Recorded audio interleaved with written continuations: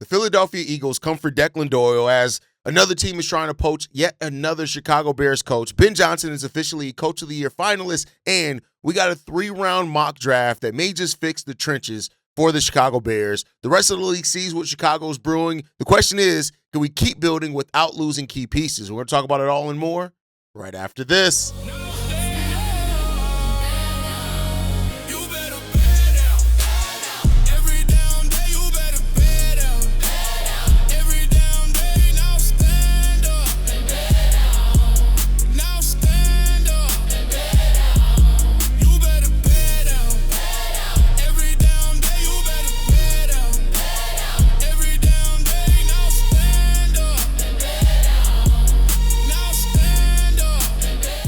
What's going on, Bears fans? Welcome to another episode of Chicago Bears Central, your number one spot for everything Chicago Bears related. I'm the host there, Haize, but more importantly, you guys can follow the channel at Chi Bears Central on every social media platform we happen to be on. With that said, let's go ahead and get into this content for today, y'all. And new news. Following off of Eric Bieniemy being hired by the Kansas City Chiefs, Al Harris having a number of interviews for defensive coordinator positions. Now the Bears may also lose Declan Doyle as the Philadelphia Eagles has put in a request officially to interview Declan Doyle for their offensive coordinator position. Now, many people will remember the Bears actually hired Declan Doyle as their offensive coordinator, right? And it's the same role. And so people would say, is that a lateral move? But it is not, mainly because Declan Doyle does not call plays for the Chicago Bears. Ben Johnson is actually the play caller for that. And Declan Doyle, being only 30 years old, one of the better offensive minds in football, this could lead to a change if he wants to take advantage of that opportunity to do that in Philadelphia. So we'll see, right? Declan Doyle was hired last season as part of Ben Johnson completely, revamping the coaching staff and bringing in that. Reportedly, he had a key role in the development of Caleb Williams. Even though he did not call plays for the Chicago Bears, he worked hand-in-hand with Caleb Williams a lot on exactly what Ben Johnson wanted to see him. Declan Doyle spent time with Sean Payton as his tight end coach from 2023 to 24. Then he was an offensive assistant as well with the New Orleans Saints also. So Declan Doyle is just the next name that's been named between Al Harris, Eric Bieniemy, even Ian Cunningham being interviewed for other roles around the league as well. The Bears are starting to be poached from. I think that is a good sign that the Bears are on the right path of having the right people in the building. But this was suck yet again. Al Harris has had interest from the Green Bay Packers, the Washington Commanders. Eric Bieniemy is going back to the Kansas City Chiefs. Now we could possibly lose Declan Doyle. The question now becomes about is that do the Bears want to hold on to Declan Doyle? And would Ben Johnson be willing to give up some of the play calling duties if it meant keeping Declan Doyle here? I don't foresee that happening. Ben Johnson may eventually be fine with a offensive coordinator calling the plays and him not doing it, but I don't see that happening in only his second year as the head coach. And so because of that, the Bears may have to go back to the drawing board yet again to find another young, creative offensive mind to come in here and help solidify what we're trying to do offensively here. And Ben Johnson has connections. He's done that. He's come up under the coaching ladders himself before. I'm sure he knows a number of players and has kept eyes on players around the league. But this just goes to show, man, that how hard it is to keep continuity in football. And I know that's a bit of a triggering word for Chicago sports fans, but seriously, it's just hard in football. When you start having success, teams start want to poach your coaches. They want to poach your GMs. Of course, they're going to want to poach some of the players, right? Things like that happen. And it's a good spot to be in. I mean, when you look at it, it's better than having Luke Getsy as your offensive coordinator, which nobody wants, right? It's better than that. So, look at that for what you will in that case. But, the Bears are going to have to find their way. And that's just what it comes down to. They're going to have to find their way. And if they do end up losing Declan Doyle, who part of the reason that Ben Johnson brought him in here is that he is creative. And when you go back and look really, having Eric Bieniemy, Declan Doyle, and Ben Johnson all on the same offensive staff, I get it. Ben Johnson's the play caller. Ben Johnson is the one that orchestrates everything. He's the head coach. He has his hands in everything. But, having those creative offensive minds, they're not in the same room and not thinking of offensive ideas. They're not giving in their input to, players that they need to draft and stuff like that and fit in certain places. So, those little things can matter. And those little things make a big difference. And those are some things that go sometimes unsaid a little bit. I think when you look at the Detroit Lions and them losing both their coordinators and the season that they had, like, yeah, they still were able to put up, big offensive numbers, but when you lose your coordinators, which, this is the first offensive coordinator, Dennis Allen is staying put as DC, but when you start losing some of the coaching, starting the pieces of that coaching staff, you start seeing, how maybe the collaborative part of football came and was a big part of that. And so that's what the Bears are going to have to try to figure out. We'll see if they end up doing it and who they end up getting replacing, if they even lose Declan Doyle. We've seen coaches being interviewed before. They ended up not taking roles and not going anywhere. So we'll see if that ultimately happens. But let me know down below how you guys feel about Declan Doyle possibly leaving the Chicago Bears and maybe taking an OC job somewhere else. But with that said, our head coach, Ben Johnson, I talked about and asked a little while ago, will Ben Johnson be the coach of the year? He is now officially at least a finalist for the AP Coach of the Year, which is really good to have when you see the impact that he's had. We went from worst to first in the NFC North, from 5-12 to 11-6, a 6-win improvement for the Chicago Bears in the first year of Ben Johnson. We won the first NFC North title since 2018, the first postseason appearance, as well since 2020. And now we get to see what's going to happen. We have the first postseason win in 15. We haven't won a playoff game in 15 years, right? We also made history with 7 fourth-quarter comebacks in the season as well. And the Bears were much-watched television. We broke a record, the Bears versus Rams game as well. So the Bears, Ben Johnson came in. He took an offense that was trash and made it a top 10 offense in the league in several categories. Top 10 in points per game at 25.7. Top 10 in yards per game at 375 per game. Top 10 in rushing yards. Top 10 in passing yards per game. And top 10 in explosive plays with 127 explosive plays. So that's really good. The Bears defense also led in takeaways. And as the head coach, you're going to get credit for that also, and turnover differential. So it is what it is. Like, Caleb Williams called Ben Johnson the catalyst, and that's what he is. He is the catalyst that came in here and dictated change for the Chicago Bears and got us into a place where it actually looks like we have a path now to improve. And so when you look at the other finalists for NFL Coach of the Year, Jacksonville's Liam Cohen, Seattle's Mike McDonald, Kyle Shanahan, and Mike Vrabel are all the finalists for the Coach of the Year. So I want to throw it to you guys in this one. Will Ben Johnson win Coach of the Year? Should he win Coach of the Year? What do you think his chances are? And do you feel like it would be a snub if he doesn't? There's been some really great coaching performances this season. I even said that in my video where I said Ben Johnson should be Coach of the Year. That was the fan side of me. In being an honest, overall football fan, there are definitely other coaches that have just as strong, if not stronger, cases as Ben Johnson to be Coach of the Year. This is a really great year for new coaches. A really great year of a lot of good coaching around the NFL as a whole. And now we just got to see what the Chicago Bears are going to end up doing with it. When you look at previous Coach of the Year winners for the Chicago Bears, we had George Halas, of course, in 1963 and 65, Mike Ditka in 1985 and 88, Dick Duran in 2001, Lovie Smith in 2004, and Matt Nagy did it as recent as 2018. Those are the history of the Chicago Bears coaches winning Coach of the Year. Let's see if we can get another one in Ben Johnson.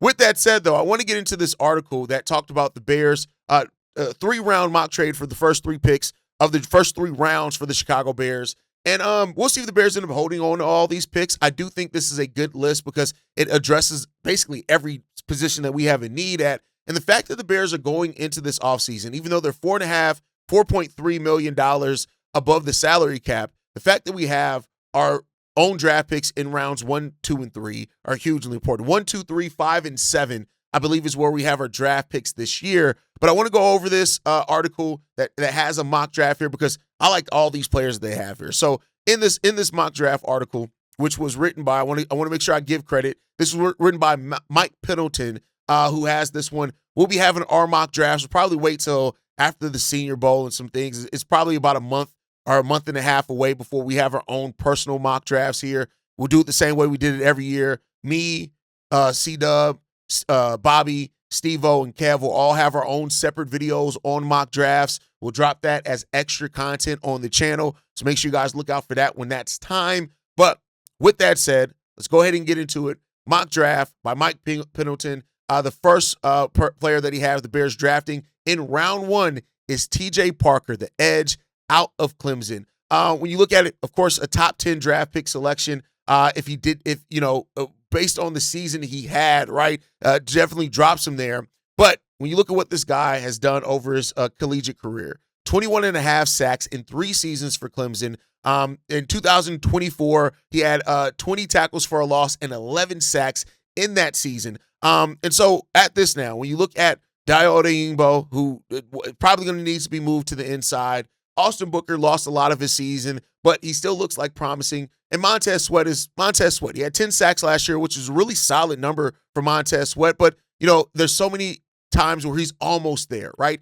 Getting some added pass rush has to be one of the priorities for the Chicago Bears. And with the Bears cap, situations and restrictions, we may not be able to address it with veterans like a lot of Bears fans want. So Trey Hendrickson, the Max Crosbys, those may not be players that are there for the Chicago Bears, but a player like T.J. Parker out of Clemson could do wonders for that. Adding him to Montez Sweat, Austin Booker, and having a 3-man attack there with Dennis Allen and hopefully a healthy secondary this year, T.J. Parker is a really good player there to be picked at pick 25 for the Chicago Bears. That's where their pick will end up being, is number 25. And so if you can get value like that, 21 and a half sacks that low in the draft, man.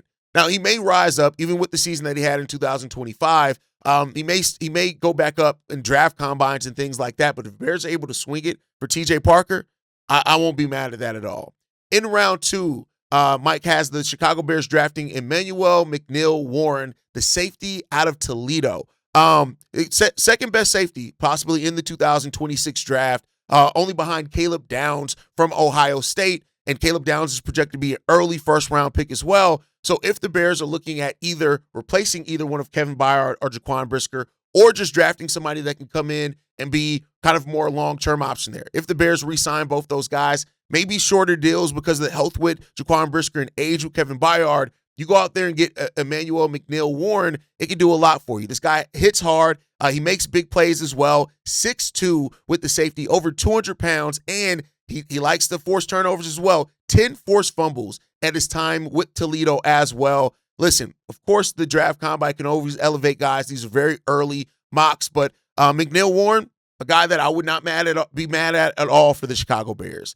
Next up, Isaiah World, the left tackle out of Oregon. Now, some may say, Haize, why have the Bears draft a tackle? Again, I didn't write this article, but I do understand it. With Ozzy Trapilo probably set to miss a lot of the start of the season with that patellar tendon that he had rupture, he's not going to be there, and he's probably not going to be there for maybe half of the season.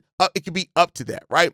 So getting another offensive lineman in here in round 3 can't hurt. And then I think even on top of that, like, you got to keep in mind, like, we signed veterans on our offensive line, so you want to start having your next crop of young offensive linemen that could be with Darnell Wright, could be with Ozzy Trapilo, and can do those type of things. This guy's 6'8", 318 pounds, really athletic for a tackle as well. He's projected to be in those middle rounds, and so he could be another development piece for the Chicago Bears they can bring in here. And this is a guy that I think is really good. Braxton Jones, Theo Benedict, they're pinning free agents, and we don't know if those guys are going to be brought back, especially with the salary restrictions that the Chicago Bears have.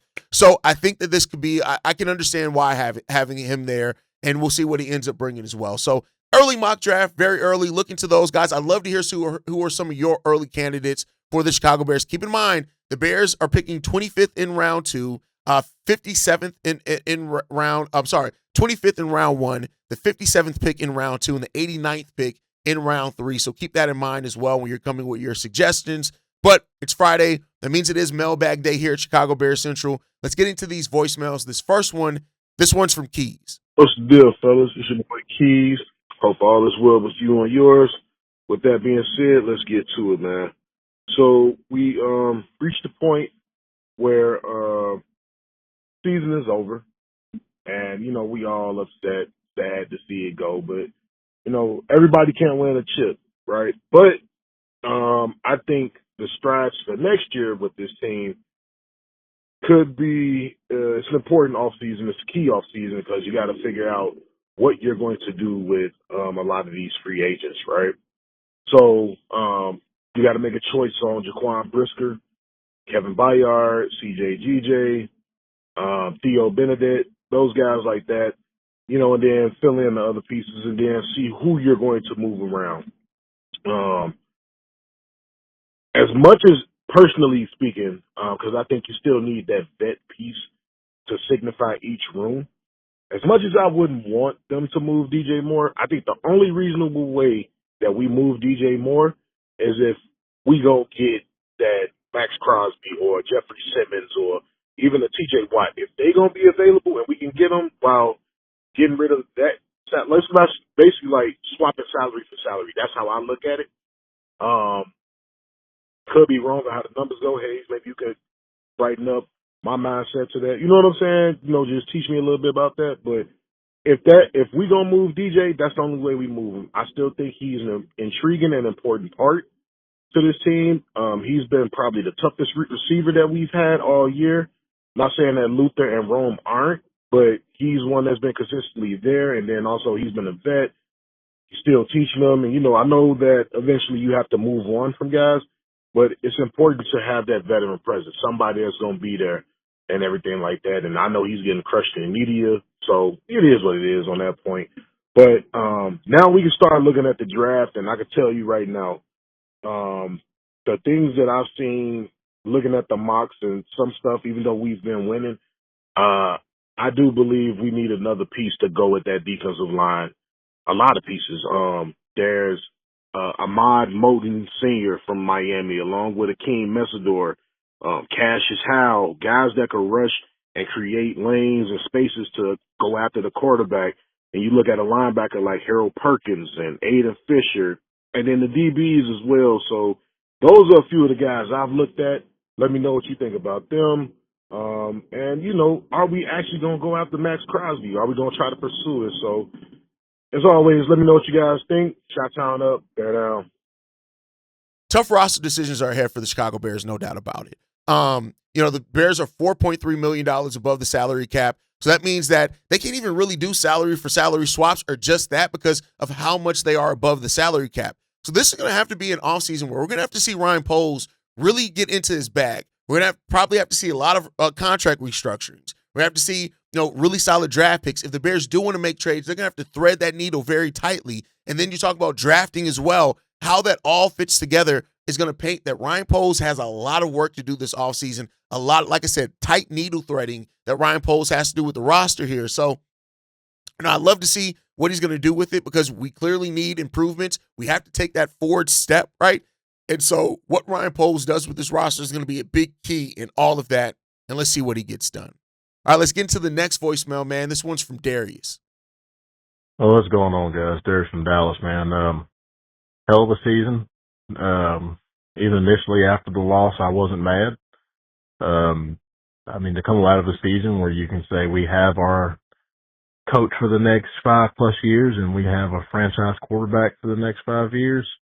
And we won the games that we won and we beat Green Bay twice. I got nothing to complain about this season. So let's just talk about, the off season a little bit here. As far as the defensive side, I think that we might have to come to the reality that, there's just no way we're going to be able to re-sign a Noshawn Wright, Jaquan Brisker, Kevin Byard after already giving Kyler Gordon his money and having to possibly extend Jalen after next season. We just don't have the funds for that. So if we're going to go Brisker, I want a franchise tag. I want to see if he's going to give us one more year of, not being concussed or injured. I guess you have to give Byard, a 2-year extension after the season that he's had. I mean, man, he was the reason why we won quite a few games. So I think we got to get those, 2 guys, if any, locked up. No, Sean, he had a good season. He's got good ball skills, but I know that his mindset, this is his first opportunity to go out and get him a big contract. And I don't expect him to take a hometown discount for us because of that. So, go ahead and capitalize on your season, brother. Appreciate your service, but we ain't giving you no multiple millions a year. But I do feel like one thing that I want the offense to do, we made a lot of improvements on this offense, man. The only thing I want them to do, and I remember Andy Reid doing this after Pat Mahomes' rookie year, start practicing that scramble drill a little bit more often in practice. Because Caleb, the style that he plays is similar to Mahomes, where a lot of his plays are going to be made outside the pocket. And after the play breaks down, we can't have guys just standing there. Colston Loveland did a good job of coming back to the ball and finding gaps in the defense whenever Caleb was scrambling. I want all the receivers to do that. You know, DJ Moore was never going to do that. I want him off this fucking football team, but I think that the other guys that we get, if we can just practice that scramble drill, because I remember when KC did it, that's when Mahomes really took off. And I think that Caleb can even tap into another level going into next season, man. But let me know what y'all think. Text us up there now. Ryan Poles does with Kevin Byard and Jaquan Brisker is going to be hugely interesting to see, right? There's a number of reasons why and cases that you can make for both these guys to be back on the Chicago Bears roster this year. Absolutely, just no doubt about that. Jaquan Brisker, all 17 games played, stayed healthy. Kevin Byard's been the definition of professionalism since he's been here and has just been a guy in veteran leadership. I love all of that, and I love what these guys potentially bring to this roster. But like I said in the last voicemail with Keys, because of the Bears' salary cap situation, we don't have the flexibility like we had last year with the salary cap. It could get to some tough decisions needing to be made, and it could get to, if you feel like you can get a player in the draft that can replace Jaquan Brisker without having to pay and keep that player on a rookie scale contract, it may be the season where you have to do something like that. Like, of course, I don't want to see that. I'd rather see, us add to what we have, but it's just the realities of the game of football. It's the realities of roster building. You don't always keep every player that you want to, and sometimes you have to let players go that you may want to keep. Now, the Bears have the franchise tag. They have a lot of things at their disposal. We'll see what they end up doing with it, but what happens with those two guys are hugely important. As far as Nashawn Wright, I think between roster cuts and restrictions, Nashawn Wright may not be back. You also have Zay Frazier, who we know Dennis Allen was glowing about, drafting him, and he didn't get to have his season. So because of that, and Terrell Smith coming back and just the depth overall there, those guys may not be back. C.J. Gardner-Johnson may not be back, right? So, but we'll see what happens there. I'm not going to say for sure they won't be back. I just said that, it's a huge possibility that they may not. We'll just have to see how that works out. All right, let's get into this last voicemail that we got for today. This one's from Ant. Yo, what up, fellas? This Ant, Army vet, calling in because I keep hearing this phrase, about the Bears and the fan base. Everybody said it. Heck, I've even said it, and then I had to reflect on it. Is that disappointed? Disappointed in the playoff loss, more specifically, because no one said that they disappointed in the season. Obviously, everybody said that the Bears exceeded expectations when it comes to that. But I don't necessarily think that everybody's disappointed about the playoff loss. We're more so being disappointed at the fact that we can't go through the feelings that we got during these playoffs and during the season. We won't feel that way anymore for the last two games of the season. You know what I'm saying? Like those heart attacks, those moments and everything that we went through. Man, it's just a special feeling. I think we're more disappointed in that, or the fact that we had a chance to win that game. That could be also. But that's all I wanted to talk about. Chi-Town up, bear down. Y'all have a good one. Every fan has the right to be disappointed because of the decisions that were made down the stretch of that game that ultimately ended up being part of the reason, or a big reason of why we lost that game, right? And that's just the reality of it. But like you said, overall, the season was a move in the right direction for the Bears, a huge step in the right direction of establishing a culture, establishing a path, establishing a standard. Now we can build off of what we did. I know Ben Johnson said there's no building off this. You got to work from the ground up, but you want to take that next step. You want to be stepping forward. You don't want to be a team like the Commanders, right? And no shot to them that takes a step back. You want to, and some of that's out of their control for sure, but you want to. We survived the 2025 season. Now it's time to find a way to thrive in 2026. That should be the motto. We survived. Fourth quarter comebacks, all that stuff. Great stories. We survived 2025. Now, 2026 season, let's go out here and thrive. Let's go out here and take the NFC, not just the NFC North. Let's take the NFC and let's see what we can do. This Bears team gets a consistent pass rush. The sky's really the limit for this team. And again, better health season than last year too. Oh man, this team's gonna be cooking, man. But that's going to do it for today's episode. I want everybody to remember, Bears fans, this is what growth looks like. We haven't always been in this position as a franchise to see real growth. When teams are trying to hire your assistants, when your head coach is the Coach of the Year finalist, and when the mock drafts have you building depth instead of rebuilding, that means something for how and where your team is. But now comes the hard part for this team. Cap space, tough decisions, draft execution. We survived in 2025. Now it's time to thrive in 2026. Make sure you guys like the video, subscribe to the channel as well. You can follow us at Chi Bears Central. You can send us any feedback, questions, comments, concerns. ChicagoBearsCentral@gmail.com. And lastly, if you want to leave a text message and our voicemail for the mailbag, the number to do so, 773-242-9336. We are the number one spot for everything Chicago Bears related. That's thanks to you, lovely and beautiful people. And like I like to end every episode on, Chi-Town up, but Bear down. Love you guys. Peace, y'all. This has been a presentation of the Break Media.